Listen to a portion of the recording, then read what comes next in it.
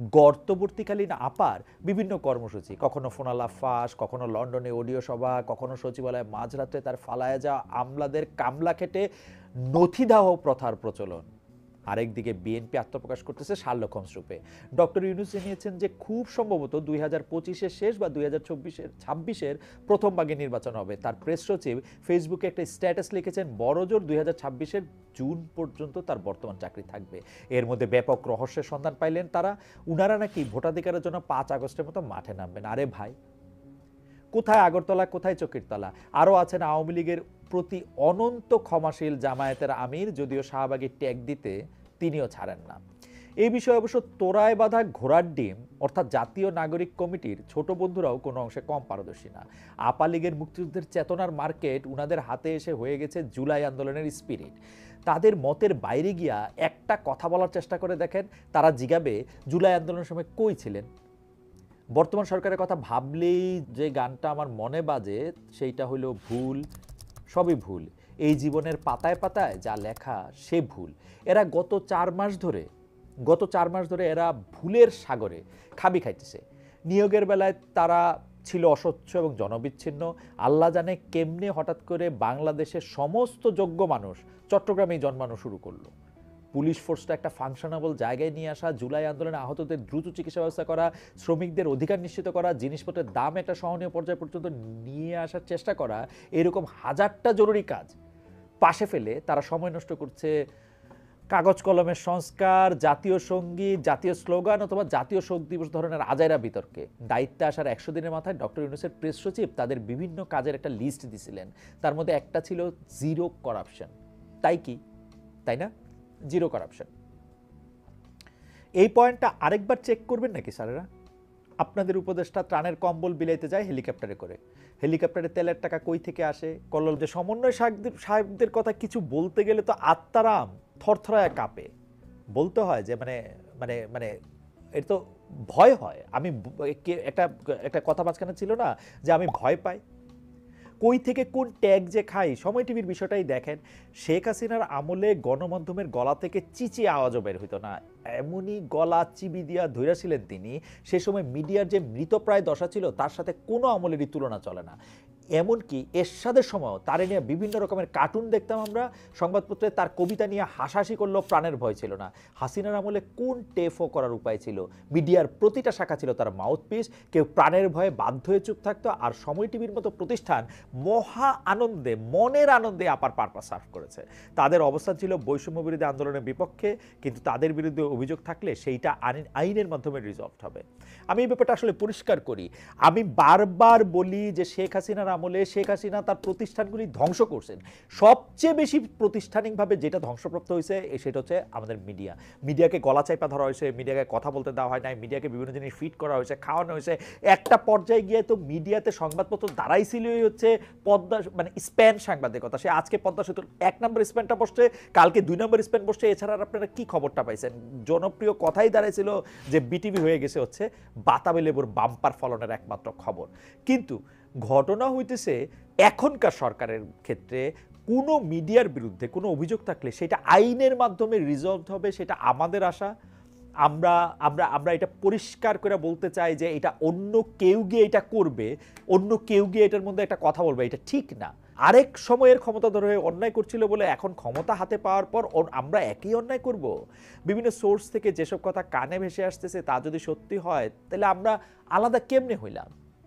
এই কথা যখন রেকর্ড করতেছি তখন আবার আমরা খেয়াল করলাম যে জনাব হাসনাত আবদুল্লাহ কিছুক্ষণ আগে একটা সংবাদ বিজ্ঞপ্তির মাধ্যমে বলেছেন, তাকে কোট করি, সময় টেলিভিশনের 5 জন গণমাধ্যম কর্মীর আকস্মিক চাকরি হারানোর ঘটনাকে কেন্দ্র করে যেসব অভিযোগ আমার বিরুদ্ধে আনা হয়েছে তা অসত্য ও ষড়যন্ত্রমূলক। আমার ভাবমূর্তি ক্ষুণ্ণ করার চেষ্টা ছাড়া আর কোনো উদ্দেশ্য আছে বলে আমার মনে হয় না। কোটেশন শেষ। তিনি আরও জানিয়েছেন 17 ডিসেম্বর তিনি সময় টিভির এমডি হাসান সাহেবের অফিসে গেলেও মাত্র 30 মিনিট সেখানে তার সাথে আলাপ করে ফিরে আসেন। বিবিসির প্রতিবেদনে খবরটা ভুলভাবে এসেছে, এ সম্পর্কে তিনি তার অবস্থান পরিষ্কার করেছেন এবং জানিয়েছেন সময় টিভির 5 জন সাংবাদিকের চাকরি যাওয়ার বিষয়ে তার কোনো ভূমিকা নেই এবং এটা গুরুত্বপূর্ণ আমি মনে করি। তিনি দাবি জানিয়েছেন এই 5 জনকে চাকরিতে পুনর্বহাল করার। এটা খুবই দুঃখের বিষয় যে জাতি হিসাবে আমাদের ভিতরে ন্যায়বোধ গড়ে ওঠে না। আমরা বুঝি প্রতিহিংসা। আমাদের রাজনীতিবিদদের দেখেন, কেউ কখনো নিজের ভুল স্বীকার করে না। তাদের নেগেটিভ হয়, ও আমরা এটুকু করছি বলে তো এত কিছু বলতেছেন, ওরা যে আরো কত কিছু করলো। এই ব্যাপারটাই ব্যক্তিগত পর্যায়ে আছে আমাদের ভিতরে। সব সময় সামনের মানুষটার দোষ দেখতে, অন্যের ভুল ধরতেই ব্যস্ত থাকি আমরা। আয়নায় নিজের মুখ আর দেখা হয় না। পেজে এই ঘটনার নিন্দা জানায় যে পোস্ট দেওয়া হয়েছে, সেখানেও বলা হয়েছে জনাব হাইয়ের নাম খুনসহ 9টা মামলা রয়েছে। আমাদের সমস্যা হলো আমরা এক সত্যের থেকে আরেকটা সত্য আলাদা করতে জানি না। আব্দুল হাই সাহেবের কয়েকটা পরিচয় এখানে খেয়াল করেন, যে তিনি একজন মানুষ, তিনি মুক্তিযুদ্ধ করেছেন, তার নামে 9টা মামলা আছে। এর মধ্যে কোন পরিচয়ে তার গলায় জুতার মালা দেওয়ার বৈধতা দেয়া যায়? কোনো পরিচয় তার গলায় জুতার মালা দেওয়ার বৈধতা দেয় না। তিনি যত বড় অপরাধী হোক না কেন, আমরা যখন তাকে এইভাবে লাঞ্ছিত করব, তখন কিন্তু আমরাও অপরাধী। বাংলাদেশিদের মধ্যে আমরা সবচেয়ে বেশি যেটার অভাবে ভুগি, এবং যেটা না থাকলে কোনোদিন একটা পলিটি গঠিত হয় না, এবং আমি আপনাকে আমার সহ নাগরিক, সহযাত্রী এইসব মনে করতে পারি না, তা হলো ন্যায় বিচারের অভাব। যখনই আমরা আমাদের বিভেদের জায়গাগুলি হাইলাইট করব, ততই ন্যায়ের চেয়ে দূরে সরতে থাকব। বিভেদ আর বৈচিত্র্য কিন্তু আলাদা বিষয়। বৈচিত্র্য আমাদের অপরের প্রতি আগ্রহ করে, কৌতূহলী করে, আর বিভেদ অন্যের প্রতি বিমুখ করে। আমরা তখন গায়ের জোরে আমাদের মতটাই প্রতিষ্ঠা করতে চাই।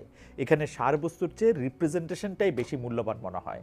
ন্যায় বিচার প্রতিষ্ঠা না হলে আমরা বাংলাদেশি হওয়ার আগে থাকি সিলেটি, চিটাগাঙ্গা, কুমিল্লা, হিন্দু, মুসলমান, ভাগ ভাগ, এবং ওই ভাগের মধ্যেও আরও ভাগ। একদম শেষে শুধু নিজের পরিচয়টাই সব। ওই যে আমার সন্তান যেন থাকে দুধে ভাতের বাইরে, আমরা আর কিছু চিন্তা করতে পারি না। অন্যের সন্তান ফিলিস্তিনে মরুক আর ঢাকায় ডান্ডি খেয়ে মরুক, অথবা গাড়ি চাপা পড়ে মরুক, আমার কিচ্ছু যায় আসে না। আমার সন্তান যেন থাকে দুধে ভাতে, বাকিটা হচ্ছে আমার লিপ সার্ভিস। আর কয়েকটা দিন পরেই শুরু হবে 2025। অন্তর্বর্তীকালীন সরকারের কাছে কি চাই আমরা? রাজনৈতিক সংস্কার, ঘুষ আদান প্রদানের সংস্কৃতির অবসান, শিক্ষা ব্যবস্থার পরিবর্তন, শাসন ব্যবস্থা ও প্রাতিষ্ঠানিক বিকেন্দ্রীকরণ। কিভাবে, কখন এবং এর কতটুকু কি পানীয় আসছে? আশা করি বিস্তারিত আগামী পর্বে বলবো। বিদায়ের আগে সাইফ অরণ্যের লেখা একটা মন ভালো করার স্ট্যাটাস পরিচালন। আজ ভোরবেলা সাইকেল বের করতে গিয়ে দেখি ডান পাশের হ্যান্ডেল বারের সাথে রাবার ব্যান্ড দিয়ে একটা চিরকুট আটকে দেয়া। ভাবলাম বাড়িওয়ালা সাইকেলের বিরুদ্ধে কোনো নোটিশ দিল নাকি। খুলে দেখি এই লেখা, ভাইজান আমার ছোট ছেলে আপনার সাইকেলের বেল ভেঙে ফেলেছে। আমি 7A-তে থাকি, দয়া করে যোগাযোগ করুন ... বুরহান আল মাহমুদ। আল্লাহ আপনাকে ও আপনার পরিবারকে ভালো রাখুন। সব বাবা মায়েরা যদি এমন বিনয়ী হতো, তাহলে আমরা কত সুন্দর একটা জাতি হয়ে উঠতাম। কোটেশন শেষ। বুরহান আল মাহমুদ সাহেব যদি চাইতেন, কোনো দায়িত্ব না নিয়ে চলে যেতে পারতেন। সাইকেলের হ্যান্ডেল কে ভেঙেছে সাইফ অরণ্য সাহেব জানতেও পারতেন না। কিন্তু আরেকজনের অধিকার খর্ব না করার, তার প্রতি ইনসাফ করার এই যে ইচ্ছা, এরকম দেখার জন্যই আরেকটা সূর্যোদয় দেখতে ইচ্ছা করে। সবাই ভালো থাকবেন, আনন্দে থাকবেন, নিরাপদ থাকবেন। আবার দেখা হবে নতুন বছরে।